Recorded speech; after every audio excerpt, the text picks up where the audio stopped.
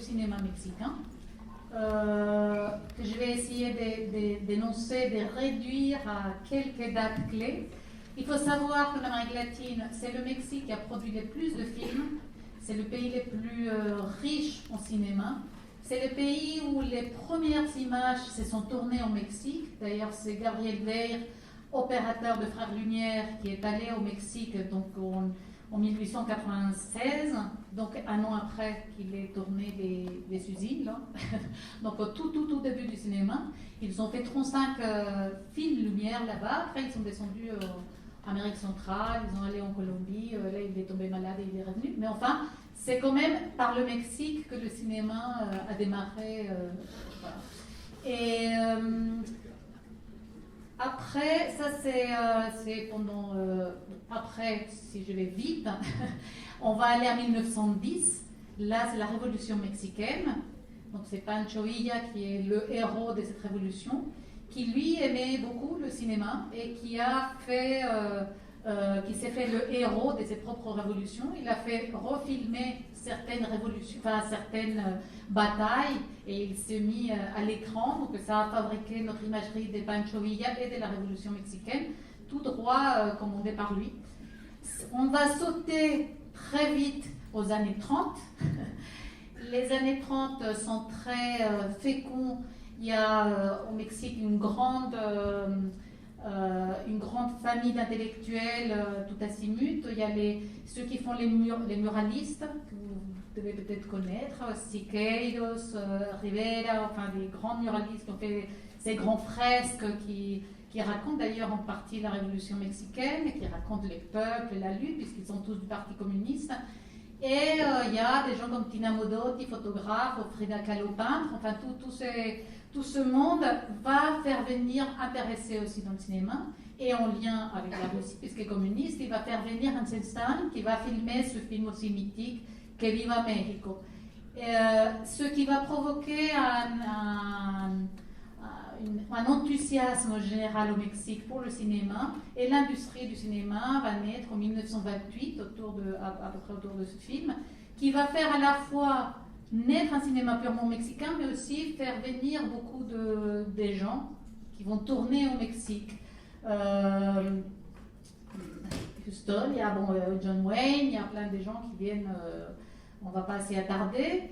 Ensuite, se développe au Mexique des années 35, on va dire, jusqu'à 55, pendant une vingtaine d'années, les images les plus marquantes pour toute l'Amérique latine, quiconque ait vécu en Amérique latine, et surtout à cette époque-là, a été complètement marqué par tous ces mélodrames faits dans les cinémas ruraux, avec des Pedro Infante, avec des grandes stars merveilleuses, qui nous ont tous marqués, qui ont dérivé après au feuilleton télé, que vous connaissez peut-être, mais qui sont à l'origine des espèces de choses qu'on fait encore aujourd'hui, avec, par exemple, Maria Félix, qui est arrivée ensuite jusqu'en France, enfin des grands stars qui ont marqué les enfances de tout le monde. Donc voilà, c'est un cinéma qui a toujours peuplé notre imaginaire en Amérique latine, qui a toujours envahi nos écrans, si je peux dire. Après, il a eu une grande décadence. Les années 70, 80, c'est vraiment la grande décadence. Et dans les années 90, il y a quelques héros du cinéma. Je dis héros parce qu'à ce moment-là, pour faire des films en Amérique latine et même au Mexique, alors que l'industrie était tombée à très bas, il fallait vendre sa maison si on en avait une, la voiture si on en avait une. Si on n'en avait pas, on ne pouvait pas faire du cinéma. Et là, quelques grands noms du cinéma apparaissent, qui sont Paul Leduc, Ray Gadas, qui vont faire un cinéma social, parce qu'en général, le Mexique est très touché dans toute sa muséographie, dans tout son art et dans le cinéma par la question sociale. Mais ces cinéastes-là, ils vont devoir demander des aides en Europe, puisqu'au Mexique, il n'y en a pas. Donc c'est la fenêtre européenne en grande partie, une partie américaine aussi, mais surtout européenne et beaucoup française, qui va un tout petit peu déterminer leur regard. Donc c'est des films qui se font pour des festivals internationaux, sans quoi ils ne peuvent pas exister, ces cinéastes.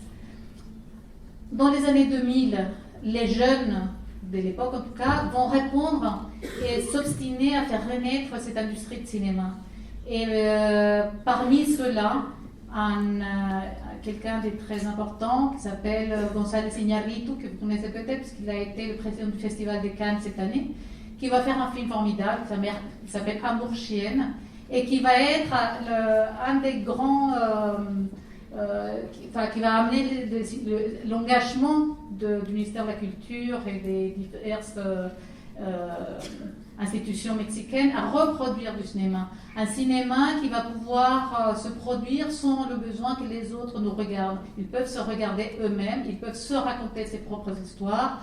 Et évidemment, plus on se raconte soi-même, plus on est soi-même, plus on est entendu par les autres. En moralité, il vaut mieux être soi-même, quoi. Bon, donc du coup, là, dans cet élan, notre ami qui a fait Alamar, Pedro González Rubio, va faire le making-of du deuxième film de González Iñárritu. Donc ça va être tout un groupe de gens qui vont se mettre à travailler ensemble. Il va faire aussi un autre film avant qui s'appelle Toro Negro, mais bon, ça vous l'avez dans le feuillet. Et Alamar sera son troisième film, et ça va être le premier film qu'il fait tout seul. Donc ça va être quelque part son premier film, quoi. Voilà en ce qui concerne, on va dire, le contexte du cinéma mexicain. Lui, c'est jeune, il est né en 76, il a quelque chose comme 43 ans aujourd'hui.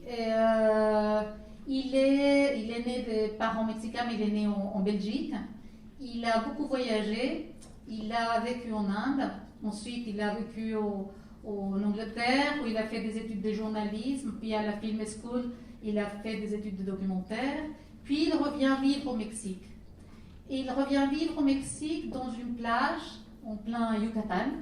Donc au Yucatan, vous voyez la péninsule, bon, je ne vais pas vous faire le plan, mais la péninsule dans les Caraïbes mexicains, et qui est une plage que les gens de mon âge, que je ne vous dirai pas, qu'avons connu il y a un certain temps, quand on était très jeune, comme le cliché de la plage tropicale, c'est-à-dire c'était les cocotiers, effectivement les langoustes qu'on pouvait pêcher, les récifs coralliens pas loin, les grands poissons de toutes les couleurs, pas du tout de construction, très sauvage, ça allait jusqu'à Cancun, pour ceux qui connaissent, et c'était c'était une espèce de rêve incroyable qui a été incroyablement détruit en 10 ans par l'industrie d'hôtels, enfin par tout ce qui sait détruire assez vite la nature, puisque tout le monde veut la voir, donc il faut bien la détruire pour mieux la voir. Et donc du coup, ce réalisateur, il a vécu dans cette plage et il a vu cette destruction. Il était au moment de la destruction de cette nature, là où il vivait. Mais par ailleurs, parce que je crois que tous les films, qu'ils soient des documentaires, de fiction, de n'importe, expérimental, naissent avec notre propre histoire. On ne peut pas faire des films qui ne nous rappellent pas nous-mêmes ou quelque chose qu'on a vécu. On s'y met les lunettes de notre histoire. Et donc lui, bien sûr, il avait vécu, son père l'avait amené quand lui, il avait 6 ans, donc toute ressemblance avec le film qu'on a vu, une pure coïncidence. Il avait amené son fils, alors qu'il vivait en Belgique, ils sont venus au Mexique, et il lui a montré ces atolls, donc le Devan Cochinchorro, qui sont 3 petits îlots, qui, comme dit le film à la fin, voudraient être classés par l'UNESCO en réserve naturelle. Donc, comme le dit aussi le film, le récif corallien les deuxièmes les plus grands de la planète, en tout cas les plus grands d'Amérique latine.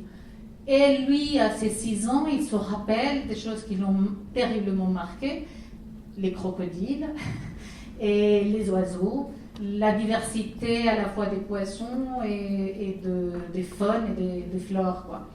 Donc, avec tout ça, fort de tout ça, avec tout ça dans son bagage et dans son esprit et dans son ventre, il décide de faire un film au moment où le récif corallien, comme il le dit, va être peut-être classé à l'UNESCO. Donc c'est un film qu'il prétend utile, c'est-à-dire qu'il faut qu'il serve à quelque chose, appuyer la demande à l'UNESCO. Il faut qu'il serve non pas à dénoncer à dénoncer tous les ravages du tourisme dans la plage mexicaine, mais plutôt à amener un public à regarder de près, mais vraiment très près, parce que le film est filmé en très très gros plan. Donc il veut mettre les nez du spectateur dans la beauté de ces îles-là, pour lui dire c'est un temple. Faisons quelque chose, protégeons-le. Donc il va rentrer plutôt dans le domaine de la fable et pas de la dénonciation. Voilà, pas de la dénonciation.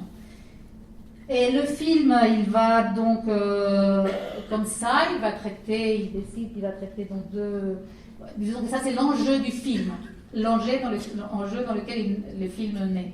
D'une part, il a une nature qui va être détruite, donc parlons-en avant qu'elle le soit complètement. Laissons la trace, si jamais elle est détruite, faisons tout pour ne pas la détruire, en la regardant et en essayant que les autres la regardent et donc la détruisent pas. Mais ça c'est un des enjeux. Et l'autre enjeu qui est complètement en écho à celui-là, c'est bien sûr la relation père-fils, qui est travaillée à la fois entre le grand-père et père, Matraca et Jorge, et entre le père et le fils, Jorge et Nathan. Et les deux choses ont un écho formidable parce qu'il prend à la fois, c'est un rapport millénaire à la fois à la nature, le plus pur qu'on puisse imaginer, enfin tel qu'il la filme, et de la même manière, il va prendre la relation, il voulait une relation d'amour, parce qu'il voulait qu'il y ait un écho avec l'amour à la nature. Et une relation d'amour de couple, elle est trop polluée par d'autres choses, donc il voulait une relation la plus pure qu'elle soit, c'est-à-dire la relation filiale.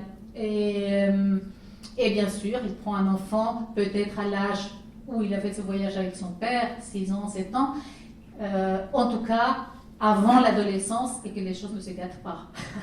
Et donc du coup, au moment où c'est encore un peu pur et on peut croire l'un comme l'autre à cet amour formidable qu'on développe ensemble, juste avant qu'il se casse. D'autant plus que lui, il nous met dans quelque chose qui va se casser puisqu'il vient d'avoir un divorce, enfin une séparation en tout cas, de ces deux personnages. Et donc voilà les deux grosses thématiques que le film va travailler. Donc le rapport très fort à la nature, d'une part, et d'autre part, le rapport filial. Alors là, le tournage, le temps du film, il va être entre le début de cette idée de se dire je vais travailler sur ça, je vais aller chercher des personnages pour raconter ça, je vais écrire une histoire qui soit en écho de ces thématiques qui me traversent. Une fois qu'il a ça en tête et jusqu'à la finalisation du film, il se passe 2 ans. Bon, il aime à dire qu'il a fait preuve des 3 P, passion, persévérance. Et c'est quoi le P déjà passion, persévérance et autre chose. Enfin bon, bref, c'est tous les gens qui font de films devront faire preuve de ça. Alors si j'essaye puisque c'est les pistes que vous allez peut-être travailler avec vos collégiens, avec vos élèves, ce film traite, enfin la chose la plus intéressante, me semble-t-il, moi, à traiter, c'est effectivement cette frontière entre documentaire et fiction. Est-ce qu'elle existe? Est-ce qu'elle est intéressante à traiter ou pas? À vous de le savoir et peut-être aux collégiens d'y répondre. Mais en tout cas, on peut dire que ce film a beaucoup de choses, si on peut caricaturer ce que c'est qu'un documentaire, qui sont de l'ordre du documentaire. La première chose, c'est que lui, il a décidé de filmer en petite équipe, une équipe réduite. Il faut dire que la forme dont on décide de travailler dans un film a une influence directe avec la forme que le film va avoir. Et la forme n'est que le fond qui remonte à la surface. C'est-à-dire la forme et les fonds sont complètement indissociables. Donc la manière de travailler, c'est la manière de voir le monde, c'est la manière de s'approcher des gens qu'on va filmer, et donc c'est la manière dont on a envie de rendre compte de ce monde qu'on filme, fiction ou documentaire. Donc si on a 25 machines, des lumières partout, des HMI, des chefs-op, un camion pour les agents du son et toute la panoplie de son, une escrite, etc., 70 personnes sur un plateau. On ne va pas produire le même film que quand on part comme Pedro González Rubio avec 3 personnes pour le tournage. Lui à la caméra, et quelqu'un d'autre qui va faire les images de sous-marine, enfin la caméra sous-marine, et quelqu'un au son. Voilà pour l'équipe de tournage, c'est tout.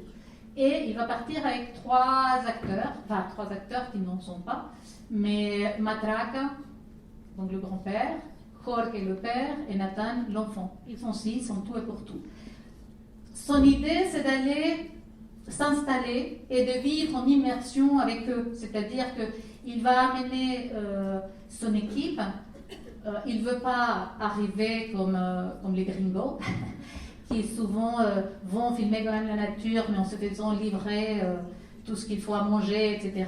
Là, non. Il veut vivre comme ces pêcheurs-là, c'est-à-dire si on veut manger, il faut pêcher. Donc avant de tourner son film, il faut se réveiller tôt pour aller pêcher son poisson, parce que sinon on ne mange pas.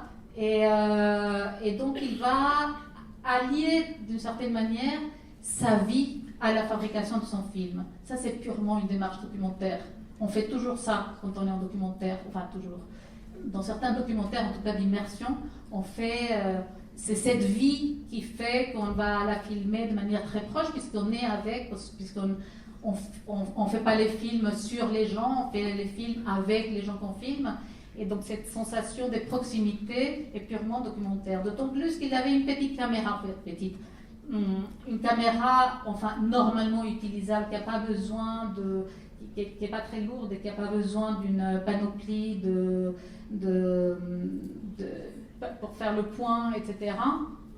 Donc il va pouvoir tourner tout seul et il va pouvoir utiliser son corps pour s'approcher des gens. Il va pouvoir, elle n'est pas sur pied la caméra, je ne sais pas si vous l'avez senti, mais la caméra n'est jamais sur pied ou très rarement sur pied, des fois pour filmer les paysages. Et c'est ça qui nous donne tout le temps l'impression qu'on est au rythme de respiration de ces personnages. Elle n'est pas sur pied et c'est aussi ça qui nous donne la sensation d'être dans le bateau avec, puisqu'on a les mal au cœur, puisque la caméra, je ne sais pas comment il l'a supporté, d'ailleurs c'est très très difficile de filmer sur un bateau. Déjà quand on est sur un bateau, on a souvent mal au cœur, mais avec la caméra, l'horizon il bouge comme ça, beaucoup plus fortement, donc on a 3 fois plus mal au cœur. Et donc c'est toutes ces sensations et toutes ces respirations qu'il a, et cette manière d'être proche des gens est purement documentaire. Documentaire aussi le fait que le père de Nathan est vraiment le père de Nathan, que la mère de Nathan, Roberta, est vraiment la mère de Nathan, que la mère de Nathan est italienne et que le père de Nathan, Jorge, est vraiment mexicain, pas seulement mexicain, il est maya.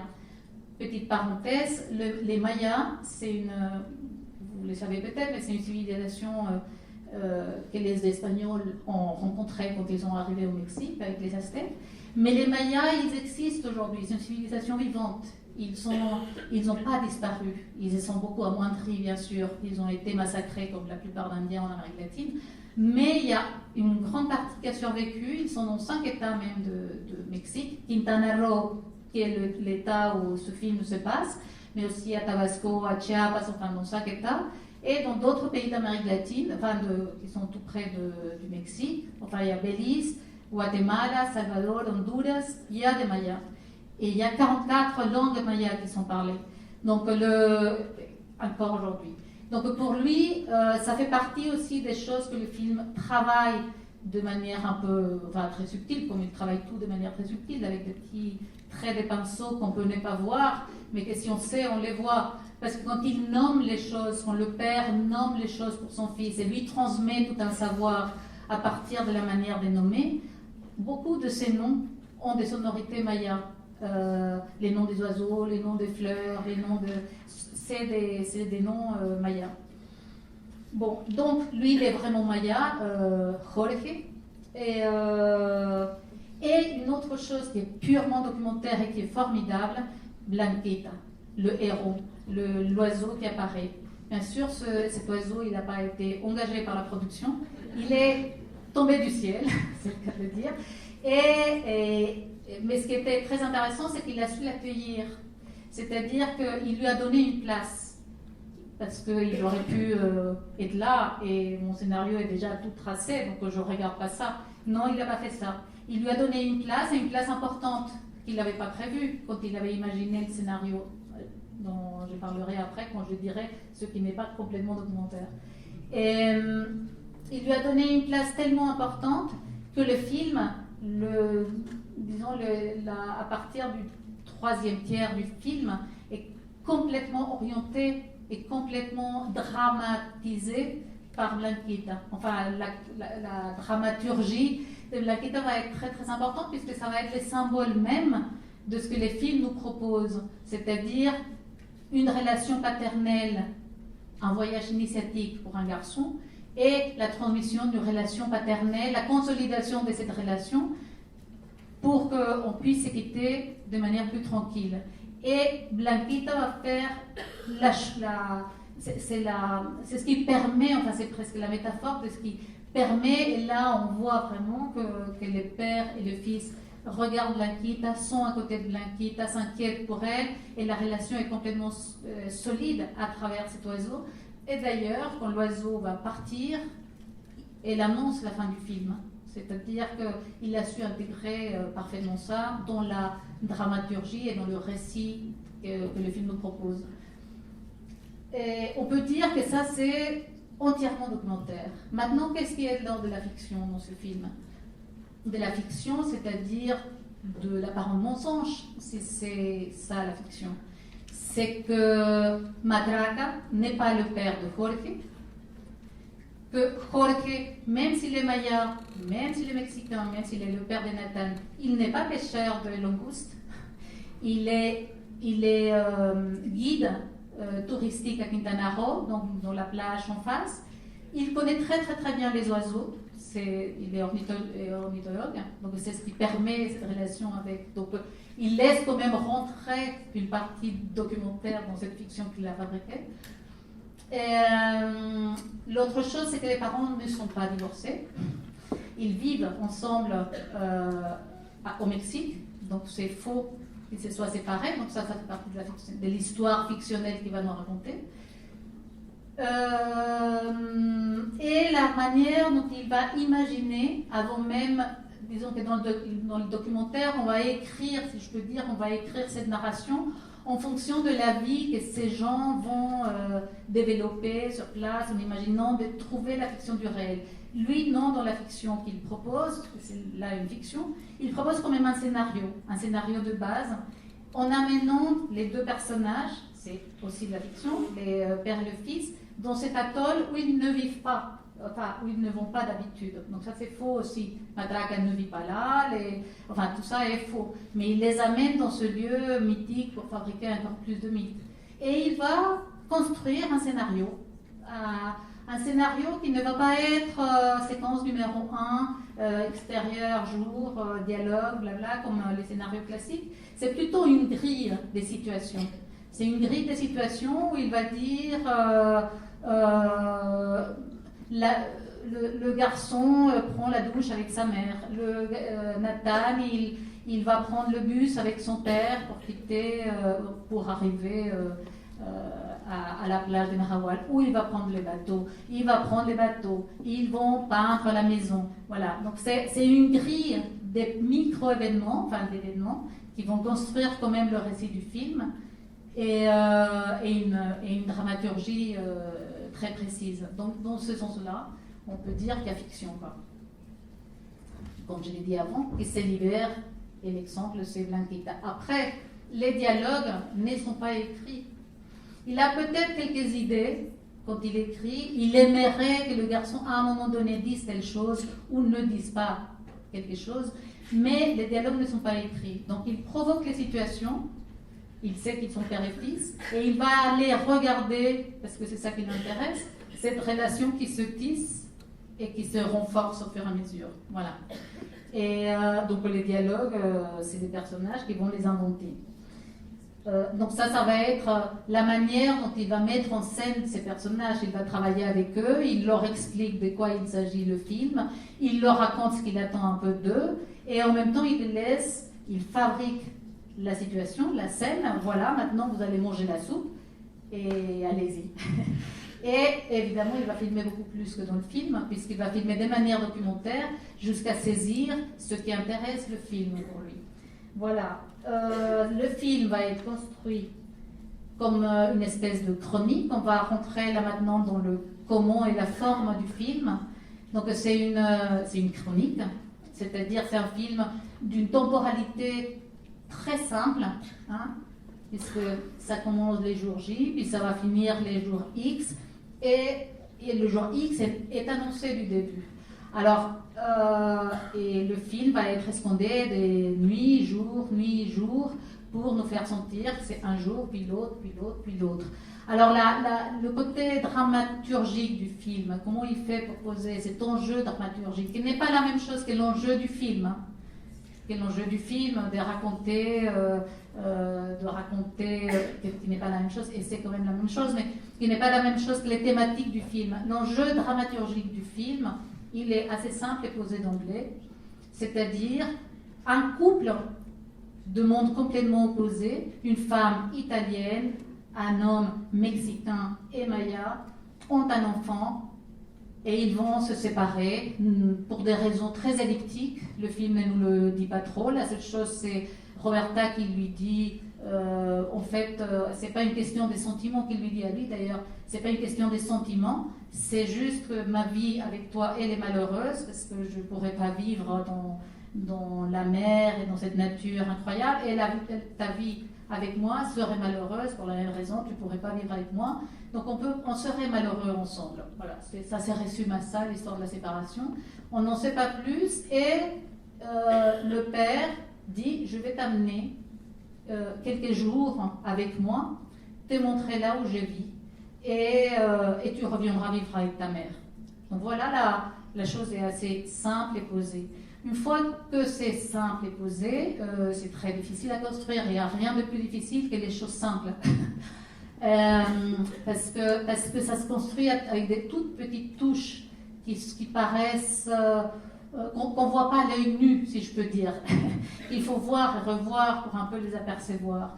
Par exemple, les débuts qui est des films, un peu de films home movies, qui nous proposent, et des photos pour raconter leur histoire, qui nous met dans c'est curieux parce qu'en même temps cette séquence d'ouverture nous met dans les deux pistes en même temps, c'est-à-dire dans la piste documentaire, puisqu'on voit cet enfant dans le ventre de sa mère grandir avec eux. Enfin, on comprend que ces films sont les personnages du film, donc il y a quelque chose dans le registre de la vérité, parce que c'est ça qui est intéressant dans le documentaire et la fiction.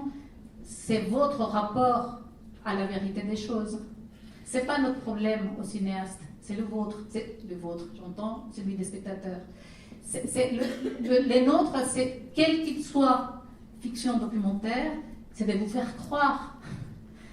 C'est de vous amener une vérité, une vérité humaine, une vérité propre au film, une vérité de la manière dont on regarde. C'est un peu différent le rapport pour le spectateur. C'est un pacte, mais on passe un pacte. Et le pacte que González Rubio va prendre au départ est très intéressant dans cette séquence, parce que d'une part, il nous dit ça, d'autre part, il commence une histoire. Et voilà, c'est l'histoire des deux personnes qui se séparent, qui ont un enfant qui est complètement une histoire, comme on nous prend par la main pour une histoire de fiction. La mère, Roberta, a un rôle intéressant, c'est qu'elle est un peu la prof, elle est celle qui guide son mari, donc elle est du côté de la culture, si je peux dire, donc c'est un peu à l'envers que les clichés qu'on peut avoir, parce que c'est lui qui est du côté de la nature. En général, et même encore, on met les femmes au côté de la nature, blabla, et les hommes au côté de la culture. Bon, bah, là, il l'inverse, et surtout, je parle c'est un pays très macho, qui est le Mexique, donc c'est quand même un acte, celui-là. Par ailleurs, il place du côté de la culture en montrant le Colisée, c'est-à-dire, elle passe, voilà, on est au centre de Rome, et on voit le Colisée romain. et les Colisées romains immédiatement pour tous les spectateurs que nous sommes, on est devant une sauvegarde de l'humanité. Hein, c'est un site qu'il faut sauvegarder, qu'il faut soigner. Ce serait terrible si on les détruit. Enfin, le monde ne vivrait pas, on ne serait pas les mêmes s'il n'y avait pas le Colisée de Rome. Et donc, il fait ça exprès, puisque ce qu'il veut faire, c'est nous amener dans la nature, après, et nous dire à la fin du film, cette nature-là mérite aussi la sauvegarde. C'est la balle qu'il envoie à l'UNESCO. Donc, il va commencer d'emblée par cette opposition nature-culture incarnée par une mère et une père, par l'Italie et par le Mexique. Et on part dans cette chronique. Après, tous les événements vont être traités de manière microscopique, si je peux dire. C'est-à-dire qu'il va nous amener à la fois par une manière très proche, ce que je disais tout à l'heure, et une manière de traiter la nature très particulière. La nature, bien sûr, dans ce film, a un rôle principal. Il a un rôle à la fois de compénétration avec ceux qui l'entourent, mais il a aussi une manière de répondre à l'état d'âme. C'est-à-dire, c'est la nature qu'on regarde à chaque fois, plan après plan, c'est les états d'âme des personnages, d'une certaine manière. C'est pour ça qu'après cette première séquence d'introduction, quand lui, il prend le bus avec son fils et il débarque dans un paysage improbable qui nous produit une énorme étrangeté, une espèce de mangrove qui paraît très inhospitalière, en tout cas très étrange, c'est ce qu'ils sont en train de vivre. Ces deux êtres qui ne se connaissent pas très bien, qui vont vivre une aventure un peu bizarre, nouvelle pour eux, étrange, et c'est cette nature qui va nous en parler. C'est cette manière de filmer la nature qui va nous en parler. Ensuite, il va nous amener à voir comment ces corps souffrent au début avec cette traversée. Donc c'est la scène du bateau, par exemple. Enfin, je ne vais pas énumérer tout le film, mais c'est pour vous donner, vous pouvez prendre le film, regarder attentivement comment il est construit plan après plan, séquence après séquence. Mais là, par exemple, pour prendre quelques exemples, il y a donc la manière dont il va filmer le bateau, qui est purement documentaire, parce qu'ils étaient vraiment malades dans la traversée. Et en même temps, donc, c'est des corps qui sont ensemble et qui sont un peu maladroits avec la nature et maladroits entre eux. Le père, il protège son fils, je ne sais pas si vous vous rappelez, mais il y a un plan où il a la main comme ça contre la poitrine de son fils. Donc il les protège, mais c'est une espèce de force, ils ne sont pas dans une position confortable, on ne se dit pas c'est un plaisir dingue d'être collé. Alors qu'on avait vu ça avec sa mère. À la mère, il a un rapport déjà un peu plus fabriqué, plus voilà. Donc là, c'est ce qui va nous raconter, en tout cas par des petits détails comme ça. L'autre chose qui est intéressant à regarder, après par exemple on arrive après, on rencontre Matraca, enfin le grand-père, qui avec un gros sourire nous ouvre sur une belle nature qui augure un bon futur avec lui, un bon moment. Donc la nature va nous accueillir d'une manière très chaleureuse, si je peux dire. Et ils vont arriver pour construire une maison, cette maison sur pilotis, ou en tout cas pour la réaménager. Et là, je ne sais pas si vous vous rappelez, ils sont tous les deux à peindre, l'un à côté de l'autre. Ils ne se regardent pas. C'est le début de la construction de quelque chose. Donc le film joue sur des petites métaphores comme ça. On va commencer à s'installer ici. À s'installer ici, ça veut dire à faire paternité, à construire, quoi. Le silence est très important dans ce film. Le silence surtout de Nathan. Au début, il ne parle pas. Il ne parle pas. Dans cette séquence, il peigne, il n'y a pas de parole. Après, par exemple, dans la scène où il y a le hamac, qui est très nostalgique, où il est presque enfermé dans ce hamac, même s'il essaye d'ouvrir le hamac, mais le gamin le ferme à nouveau, et il y a un tout petit son d'une chanson qu'on va retrouver à la fin, chantée que par lui, alors que là, il est chanté par son père et repris par le gamin. Donc chacune de ces choses vont avoir son pendant à la fin du film. Donc c'est comme ça qu'il a travaillé la dramaturgie. Donc il nous dit au début, il ne parle pas, à la fin, il ne s'arrête pas de parler, quoi. il parle beaucoup. Au début, les corps sont un peu loin et un peu maladroits. À la fin, il y a une séquence formidable, qui est comme une scène d'amour, enfin elle est même troublante. Cette bagarre entre père et fils, qui est comme, quiconque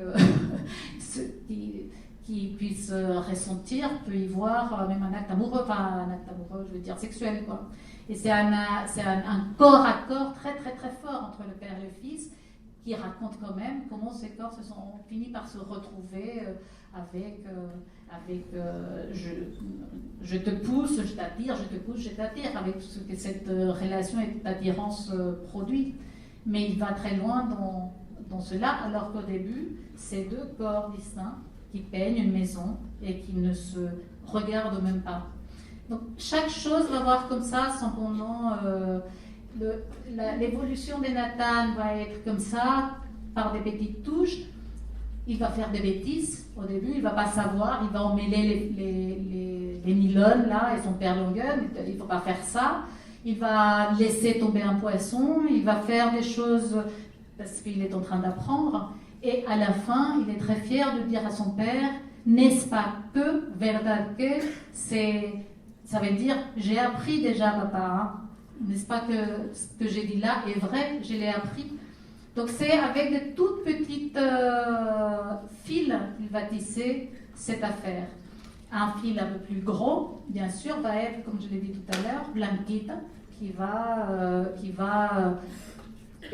faire avec la loupe la relation à la fois à la nature et la relation au père par l'oiseau qui, quand il disparaît, c'est bien sûr la relation qui va s'éloigner. Petite chose avant d'arriver à la fin, bien sûr le personnage, ce qui l'intéresse, c'est pas seulement de fabriquer paternité, ou alors c'est sa manière de fabriquer paternité, c'est de lui montrer le monde, de lui transmettre la langue, de lui transmettre les noms des oiseaux, les noms des choses, mais aussi un certain rapport à la masculinité, au macho. À un moment donné, il lui dit c'est un macho, mijo. D'ailleurs, je n'ai pas vu que ça soit traduit comme ça, mais soyez macho, mon fils. Quand ils sont à la plage avec les autres pêcheurs, donc ils font des blagues un peu lourdingues et qu'on comprend que le Mexique, il est quand même un peu lourdingue quand il veut, enfin les hommes. Et donc du coup, il va l'inscrire quand même dans cette histoire, mais avec une petite délicatesse différente à l'image, en tout cas cliché des hommes mexicains, c'est qu'avec une immense tendresse qu'il va l'inscrire dans cette lignée des hommes comme il faut, ils sont capables de tout. Et on arrive à la fin du film comme ça, par les petites touches, où ils vont se séparer donc avec son père, et il y a cette séquence très très émouvante où lui il pleure, et d'ailleurs on se demande s'il pleure pour Blanquita ou parce qu'il veut quitter son père, mais qui est très très forte parce que son père, avec une énorme dignité, lui dit quoi qu'il en soit, où que tu sois, je resterai à tes côtés, enfin je serai ton père et je veillerai pour toi. Et suite à ça, donc on est entièrement dans la fiction, et là il fait une bascule, c'est ça ce que je disais tout à l'heure, dans un film d'Escher, à chaque fois qu'on est complètement dans la fiction, il nous en sort, parce que la séquence très vite après, c'est une séquence où le film fonctionne pour nous comme une espèce de cahier de mémoire. On sait que ces deux personnes sont père et fils, quoi qu'il en soit, même si c'est de la fiction, ça va rester pour eux un vrai documentaire. Ça va rester l'histoire, leur histoire, l'histoire qu'ils ont vécue, comme quand nous on fait, quand on filme nos enfants à la plage, voilà, pendant les vacances ou je sais pas quoi. C'est ces moments-là qu'on a vécu. Donc eux, ils ont ce truc formidable pour eux qu'ils ont vécu, et qui va rester pour eux, mais ce qui est formidable, c'est qu'ils nous rappellent, donc on est dans la fiction, mais ils nous rappellent par Nathan, qu'on est aussi dans le documentaire, quand Nathan, lui, veut fabriquer ses propres souvenirs, indépendamment du film, c'est-à-dire lui, il prend une place active, et il va dessiner, voilà, les poissons, Blanquita, les choses que j'ai vécues, il les dessine sur un petit... Et la caméra, bien sûr. Donc là, tout d'un coup, il nous sort de ce pacte de fiction pour nous rappeler que ces garçons est en train de vivre le tournage d'un film. C'est-à-dire qu'ils nous extraient de ce mythe de la fiction. La fiction en général ne nous laisse pas voir... Oui.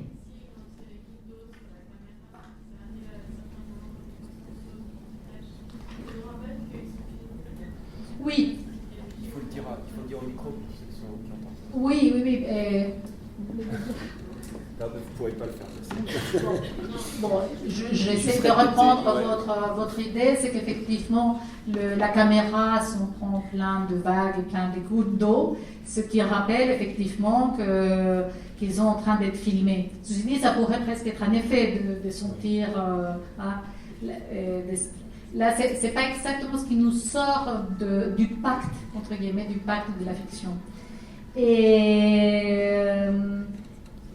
qu'est-ce que... Bon, après, donc on arrive à la fin, et donc il y a il y a un geste d'humour de la part du réalisateur, puisqu'on arrive en Italie avec la mer, et qui a la brillante idée d'être en train de nourrir les poissons. Donc ça nous fait imaginer que ce garçon qui était censé, sinon pas choisir entre la culture et la nature, être un peu disloqué par cette séparation, le film est quand même, on nous amène quand même quelque chose d'apaisant en se disant ces garçons portent les deux choses en lui, et puis la mère peut unir là-bas dans cette Rome antique la nature qu'elle y voit, et donc elle peut unir les Nathan de Mexique avec les Nathan de Rome. La dramaturgie, là où ça fonctionne très bien, qui paraît simple, c'est qu'on sait à partir du début, une des choses qui fabrique la dramaturgie dans les films, c'est la temporalité, c'est le temps. Nous avons 3 jours nous avons 1 semaine pour résoudre les drames.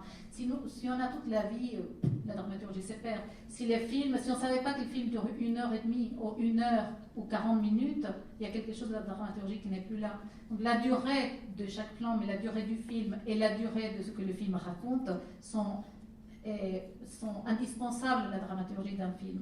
Et donc là, évidemment, le fait qu'ils disent « dans quelques jours, tu seras avec ta mère », on sait du début du film que ça a une fin et que la fin est proche. Et donc, dans notre tête, tout ce qu'il est en train de nous proposer, c'est de sentir comment ils sont de plus en plus proches. Mais on n'oublie pas les trucs de départ, il faut qu'ils se séparent. Donc quelque chose qui nous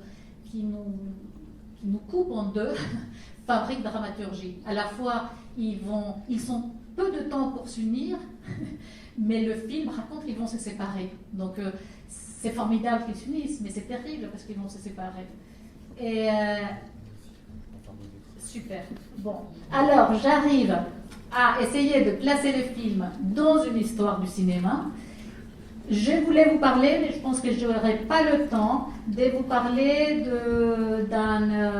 d'un fil direct, mais vous pouvez le regarder vous-même, un fil direct, je dis quand même 2 mots, avec le néoréalisme italien par exemple, avec quelqu'un comme Roberto Rossellini, particulièrement, pratiquement tous les films du néoréalisme, beaucoup de films du néoréalisme, qui répondent, eux, à un moment donné de l'histoire du cinéma, dans laquelle ils ont coupé, avec le cinéma hollywoodien, une manière de raconter des histoires pour aller amener des personnages ou des personnes qui ne sont pas acteurs dans les lieux où ils vont tourner, dans des décors naturels qui ne sont pas exotiques. Je vous conseille de voir Stromboli, particulièrement, qui fait écho aussi dans une île, aussi qui travaille la question des pêcheurs, etc. C'est des films qui vont travailler, qui vont sortir des canons d'un cinéma hollywoodien où on est à l'attente de quelque chose qui va arriver. Le film est construit comme un suspense, donc c'est les plans d'après qui est important au plan d'avant. Et ceux-là, ils vont construire des micro-événements, un cinéma d'étonnement, et c'est un cinéma, on va dire, à l'indicatif pressant. C'est-à-dire que même si la dramaturgie traverse le film, bien sûr, à chaque plan qu'on voit, on est dans le plan lui-même. C'est le plan qui importe. C'est la surprise de ces plans qui émerge et la vérité de chaque plan qui va nous fasciner. Enfin, c'est pas parce que après quelque chose d'extraordinaire va se passer. Non, ce qui est extraordinaire, c'est ce qui se passe à chaque fois. Et je pense que ça vient d'une espèce de confiance et de Rossellini comme d'Alamar, comme de González Rubio, dans l'humanité. Je pense que c'est des films très humanistes dans le sens où on peut faire confiance à que la chose vue est importante, la personne vue est importante. Donc si elle est importante, elle vaut la peine de s'y attarder. Elle est suffisamment surprise pour qu'on s'étonne devant elle. Et donc c'est quelque chose comme ça du cinéma de l'étonnement. Je pourrais dire beaucoup plus de choses sur le néo-réalisme, on n'a pas le temps. Et je vous propose de faire un saut encore avant avec un film de Robert Flaherty. Robert Flaherty, père du documentaire, il a fait un film qui s'appelle Nanook, un autre qui s'appelle Moana. Quand il a fait Moana, il y a un critique qui s'appelle Grierson qui a écrit sur Moana pour la première fois les mots documentaire. Et ça documentaire dans le sens où Flaherty documente la vie des hommes, documente les activités des hommes, raconte quelque chose de ces hommes et il fait un récit. Et il a utilisé ce mot, c'est dire que Flaherty est le père du documentaire, le père même du documentaire.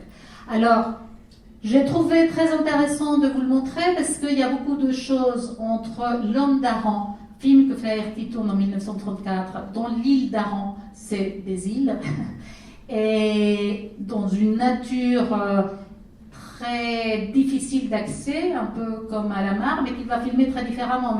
Mais les conditions sont rudes pour les gens qui vivent là-dedans, c'est pas facile d'y vivre. Et il va venir un peu comme Alamar c'est un film de célébration. Ce n'est pas un film ce n'est pas un film ethnologique ou anthropologique, c'est un film qui va célébrer le fait que quelque chose existe ou a existé. Alors, la première chose formidable dans L'Homme d'Aran, donc un documentaire à part entière, donc la vérité, puisque c'est à ça qu'on associe la vérité, au bon documentaire, la première chose que va faire Flaherty, c'est qu'il va filmer la pêche aux requins à l'airon, qui ne se fait plus. Ça fait 10 ans qu'ils ne font plus la pêche. Pareil que quand ils filment Nanook. La plupart des Nanook, c'est une vraie fiction, c'est-à-dire les choses ne se passent pas comme... La deuxième chose que va faire Flaherty, documentariste, c'est d'arriver dans cette île et de prendre une mère, une figure de mère, une figure de père et un garçon. Donc c'est un film qui va travailler sur 3 personnages. Bon, il y a un quatrième petit frère, mais qui est vraiment secondaire. Mais ces 3 personnages ne sont rien entre eux. Le père n'est pas le mari, ils ne sont pas mariés entre eux, le père n'est pas le père, la mère n'est pas la mère. Ces 3 personnes de ces îles, là, c'est une famille entièrement récomposée. Voilà la vérité du documentaire, où elle se trouve. Et je vous propose de regarder un extrait qui dure 7 minutes. Donc on lance les 7 dernières minutes. Voilà. Okay. Bon, je suis archi désolée, c'est à moi que ça fait le plus de mal de couper Flaherty en plein milieu. Mais il nous reste peu de temps, on m'a dit qu'à 17h précise, il faut que j'ai fini. Donc, vous pouvez regarder le film jusqu'au bout. Ce que je voulais dire en montrant ce film, ce que je voulais vous faire réfléchir en montrant ce film, c'est de montrer un documentaire, puisque c'était ça la question, et comment Flaherty, qui a beaucoup de choses en commun avec Alamar, puisqu'il est allé vivre là-bas, il s'est installé, il a amené son laboratoire pour développer la pellicule, une salle de montage pour couper, parce que le montage pour lui c'est la chose la plus importante, et c'est parce qu'il monte qu'il va comprendre comment tourner les séquences d'après. Et c'est le film le plus monté, ou l'un des films les plus montés de l'histoire du cinéma. La tempête que vous avez vue là, il y a 400 plans en moins de 20 minutes. Pour vous faire en général un film de fiction un peu classique, il va être dans les 500 et quelques. Bon, maintenant il y a des films très différents qui peuvent faire beaucoup plus. Bon, mais c'est pour vous donner un ordre d'idée, comme ça à la louche. Là, il y a 400 plans en 20 minutes, ce qui est un truc démentiel. C'est une tempête qui a été filmée, bien sûr, il a filmé pendant 2 ans, donc c'est la tempête issue de plein de tempêtes, donc, mais ce n'est pas une seule tempête. Elle est filmée de plein d'endroits différents pour produire un peu à la manière d'Alamar, même si ce qu'on ressent c'est des choses différentes, mais pour produire des sensations, parce que ce qui l'importe, plus que passer par la raison et plus qu'être didactique et nous raconter les mondes pour nous en informer et nous former donc la pensée, ce qui l'intéresse c'est passer par les sensations, l'émotion et la célébration des gens qui sont filmés. Alors si je montre ces extraits aussi, c'est pour vous rappeler combien la caméra, la caméra ne regarde pas comme l'œil humain regarde. Nous, on a une vision binoculaire, donc on voit la perspective grâce au fait qu'on regarde différemment dans chaque œil, alors que la caméra est monoculaire, elle voit tout plein, elle produit une image des deux dimensions, ça change déjà tout. La caméra, elle tamise les tons puisqu'elle prend 24 images par seconde, donc elle choisit dans le temps une partie des choses. La caméra, elle est contrainte à ses objectifs, à ses focales. Là, dans le cadre qui est très différent à la manière dont elle travaillait à Alamar, de focale très...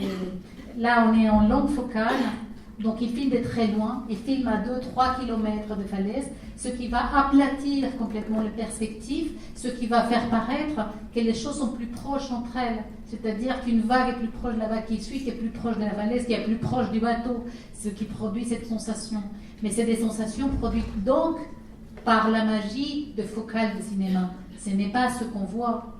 Tout ça pour dire, très très très vite, parce que le temps presse, pour dire que tout est un gros mensonge au cinéma. Ça, vous le saviez ou vous en doutiez. Mais c'est-à-dire que quand on fait une division caricaturale entre documentaire et fiction, ça n'a pas lieu d'être. Enfin, c'est un peu absurde, puisque de toute manière, quelqu'un comme Flaherty, qui s'est prétend documentaire, il a fabriqué une séquence et il se dit non, c'est pas très bien comme ça, on va la refaire différemment le lendemain. Et jamais, par exemple, il va mettre deux personnages dans le même plan, un personnage et la chose vue dans le même plan, c'est-à-dire la mère et le fils qui regarderaient la mère, et donc il y aurait un panneau qui montre les personnages qui regardent et la chose vue. Ça n'existe pas chez Flaherty, en tout cas pas dans ce film-là. Parce qu'il veut fabriquer des nouveaux espaces. Il regarde, et ce qu'il regarde nous paraît beaucoup plus proche que ce qu'il regarde. C'est-à-dire, c'est pas la vraie distance, c'est par raccord dans le sens pur du cinéma, c'est par raccord. C'est beaucoup plus... La tempête, elle est là, alors qu'ils sont normalement beaucoup plus loin dans la vraie vie. Enfin, ce qu'ils voient ne les atteint pas, comme Flaherty nous fait la sensation de les atteindre. Avec tout ça, voilà, je milite pour que les frontières sautent un peu, pour qu'on réfléchisse en tout cas à qu'est-ce qui est important, qu'est-ce que c'est cette pacte de vérité ou de mensonge, ou qu'est-ce que c'est cette pacte qu'on doit passer avec les spectateurs. Je crois quand même qu'il y a une différence, mais ça ne regarde que moi, mais je pense qu'il y a une différence quand même très importante entre le documentaire et la fiction, et celle-là est véritable. C'est que dans le documentaire, la vie des gens continue. Donc ce qu'on filme a une incidence sur eux, une incidence profonde, c'est-à-dire c'est l'album photo qu'on leur laisse. Donc si on parle mal des gens, si on les humilie pendant qu'on les filme, si on raconte des atrocités sur leur vie, c'est ça qu'on le sait tous, quoi. Si vous le savez, si on dit à un collégien ou un enfant tu es nul, il restera nul le reste de sa vie. Et quelque chose de semblable va arriver avec le cinéma. Si on humilie, c'est ce que la télévision fait tous les jours, en nous montrant des victimes, ils montrent toujours des victimes, pas ceux qui tirent dessus, en nous montrant des corps déchiquetés, donc en humiliant constamment les hommes et les êtres humains à plein de moments, dans des reportages atroces, parce que à quel moment ou à quelle échelle on met le respect, ça c'est un vrai problème du documentaire, puisque leur vie continue et on leur doit les minimums de respect, parce qu'ils nous ont donné leur vie pour un film et pour un spectateur. Alors moi, c'est la conclusion, comme ça pour finir à temps, que je voudrais vous transmettre et que je vous souhaite, c'est de continuer à transformer, puisque c'est votre travail avec les collégiens, et je vous admire de travailler avec, parce que j'ai 2 à la maison collégiens, et je ne sais pas comment vous faites avec 50. Mais, donc je vous admire, et par contre, je les vois aussi collés et scotchés aux jeux vidéo, comme Nathan au début du film. C'est tout un travail de les décoller de ces jeux vidéo pour l'amener dans la nature. Ce n'est pas que ça soit que mauvais et que ça soit le but de la chose, mais par contre, de les rendre conscients, non pas du contenu de ce qu'ils regardent, non pas, c'est pas ça qui va faire un spectateur actif, c'est pas de raconter, voilà, el banco chinchorro, et puis, voilà, c'est pas tellement le contenu, c'est la forme avec laquelle on le, parce que c'est par la forme qu'on détecte l'humanité d'un film, qu'on détecte l'intérêt politique d'un film. Et c'est par la forme, qui est encore une fois, c'est les fonds qui remontent à la surface, qu'on va faire des collégiens actifs et penseurs. Donc je vous souhaite bon courage dans cette immense tâche. Voilà.